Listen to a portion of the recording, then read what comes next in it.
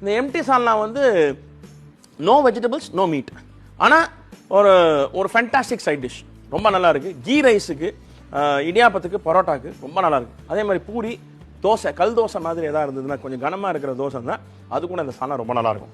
இந்த எம்டி சால்னா நிறைய பேர் என்கிட்ட கேட்டிருக்கீங்க. அது இது தேங்காய், கசகசா, சோம்பு, முந்திரி, இந்த 4 ஐட்டம் போட்டிருக்கேன். இதை போட்டு நல்லா ஒரு பேஸ்ட்டாக அரைச்சி எடுத்துருங்க.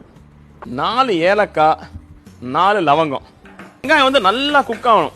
சாப்பிடும்போது இந்த வெங்காயம் தக்காளி வந்து ஆன அளவுக்கு வயல பீஸ் பீஸாக கிடைக்கக்கூடாது. நிமிஷம் போட்டு தண்ணி ஊற்றி கொதிக்க வைப்போம் தெரியுமா, அது 20 நிமிஷம் கொதிக்க வைக்கணும்.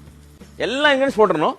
அரைச்ச பேஸ்ட் போட்டுடணும். தக்காளி வெங்காயம் வதக்கி அந்த பேஸ்ட் போட்டு கடலை மாவு போட போகிறோம். கடலை மாவு கலைச்சி ஊற்றி எல்லாம் பண்ணிட்டு இது வந்து தண்ணி ஊற்றி 20 நிமிஷம் கண்டிப்பாக பாயில் ஆகணும். அது வந்து தேங்காய், சோம்பு, கசகசா, முந்திரி பருப்பு போட்டு அரைச்சி வச்சோன்னா ஒரு பேஸ்ட், மிளகா பொடி, மஞ்சத்தூள், கரம் மசாலா பொடி, அதெல்லாம் தனியாக தூள் பேஸ்ட், அந்த சோம்போட ஃப்ளேவர், நம்ம போட்ட மசாலா, தக்காளி வெங்காயம், இஞ்சி பூண்டு விழுது, இஞ்சி பூண்டு விழுது கொஞ்சம் ஜாஸ்தியாக போட்டது, இதெல்லாம் சேர்ந்து ரணகலமாக தாறுமாறாக இருப்பாங்க.